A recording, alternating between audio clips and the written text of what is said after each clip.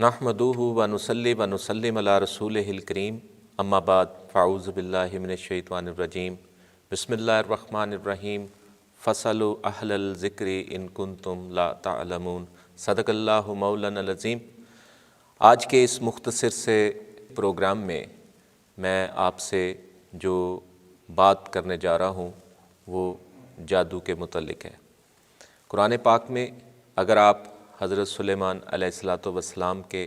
تذکرہ کو اگر آپ پڑھیں سورہ بقرہ کی آیت نمبر 102 میں، تو اللہ سبحانہ وتعالیٰ نے بڑی وضاحت کے ساتھ جادو کا، بلیک میجک کا، یا جس کو ہم کالا جادو کہتے ہیں، اس کا بڑی وضاحت کے ساتھ تذکرہ کیا ہے۔ ویسے تو قرآن پاک میں بے شمار جگہ پر حضرت موسیٰ علیہ السلام کے تذکرہ میں بھی یہ بات آئی ہے، اور پھر حضور سید دو عالم صلی اللہ علیہ وآلہ وسلم کی حیات طیبہ کو اگر آپ پڑھیں تو اس میں ایک لبید بن عاصم نے بھی نبی کریم صلی اللہ علیہ وآلہ وسلم پر جادو کیا تھا، تو اس کے تدارک پر قرآن پاک میں سورہ مبارکہ پھر نازل ہوئی۔ لیکن جہاں پر میں مختصراً اختصار کے ساتھ جادو کی جو اہمیت ہے اور جو اس کے برے اثرات ہیں، جو اس کے منفی اثرات ہیں، ان کا تذکرہ پیش کرنا چاہتا ہوں۔ جیسا کہ سورہ بقرہ کی آیت نمبر 102 کے کچھ حصے میں اللہ سبحانہ وتعالیٰ نے یہ آیہ کریمہ نازل کر کے یہ واضح کر دیا کہ جادو کرنے والے کا مقصد، اس کا مطمع نظر اور اس کا نقطہ نظر کیا ہے۔ قرآن پاک کی یہ آیت غور سے سنیے گا۔ اللہ رب العزت ارشاد فرماتے ہیں حضرت سلیمان علیہ السلام کے تذکرہ میں، فَيَتَعَلَّمُونَ مِنْهُمَا مَا يُفَرِّقُونَ بِهِ بَيْنَ الْمَرِّ وَالزَّوْجِ۔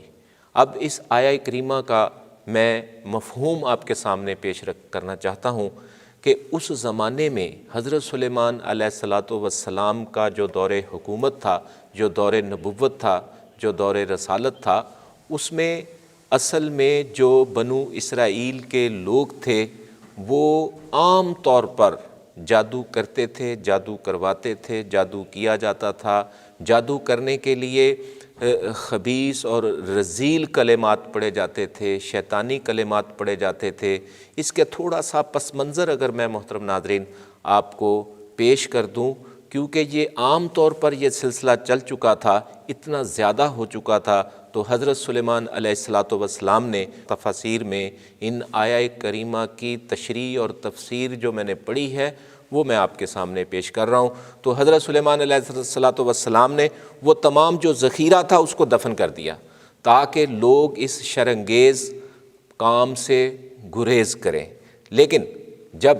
حضرت سلیمان علیہ السلام اس دنیا سے پردہ کر گئے تو وہ دفن شدہ جو ذخیرہ تھا، تحریر شدہ کسی بھی شکل میں، بہت ساری روایات میں بہت ساری چیزیں ملتی ہیں، لیکن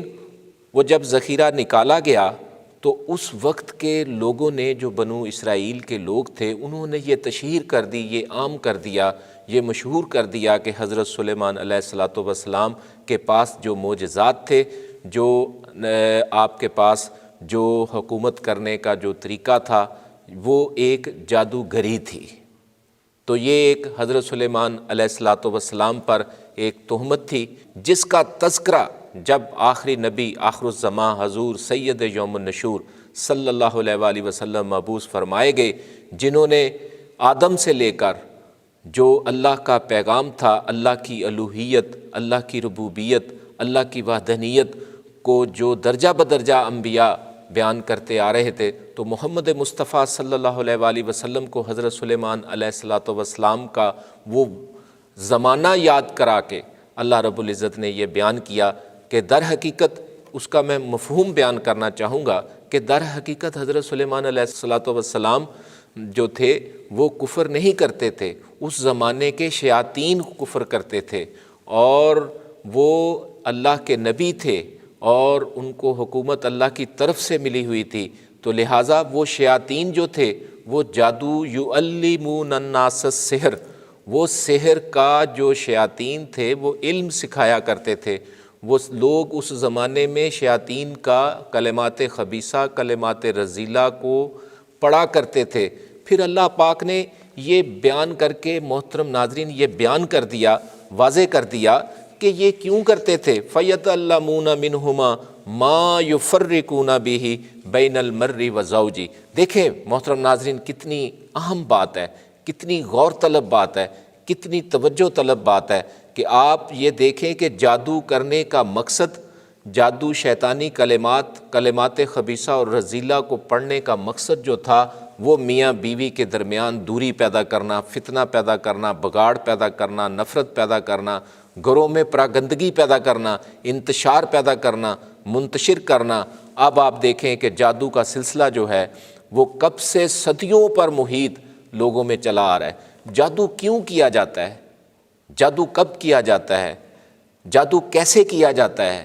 جادو کون لوگ کرنے والے ہیں؟ ان تمام چیزوں کے سوالات میں اپنی اگلی ویڈیو میں بڑی ہی تفصیل کے ساتھ، پھر جادو کئی قسموں کا ہوتا ہے محترم ناظرین۔ فیملی جینیٹیکل جادو ہوتا ہے، جس کی میں مثال اس طرح دیتا ہوں کہ جیسے بیماریاں نسل در نسل آتی ہیں، اسی طرح یہ ماورائی مخلوق ایول فورسز، جادو کی جو طاقتیں ہیں، قوتیں ہیں، جینیٹیکلی نسل در نسل بندے میں منتقل ہوتی ہیں۔ پھر ماحولیاتی جادو ہوتا ہے جو ایٹماسفیئر سے آپ کو ایول فورسز جو ہیں اچک لیتی ہیں۔ پھر اسی طرح سے کسی جگہ پہ جادو کے اثرات جو ہیں وہ موجود ہوتے ہیں۔ تو جادو کی کیفیت جو ہے یہ کسی بھی انسان پر، اس کو کیسے فائنڈ کیا جا سکتا ہے، اس کو فائنڈ آؤٹ کرنا، اس کی تشخیص کرنا، اور پھر اس کا تدارک اور اس سے بچنے کے لیے کس طریقے سے، وہ کون سے ایسے عوامل ہیں، ان تمام چیزوں کو میں اپنی اگلی ویڈیو میں تفصیل کے ساتھ اور بہتری کے ساتھ میں پیش کرنا چاہوں گا۔ تو اجازت چاہتا ہوں، اللہ حافظ۔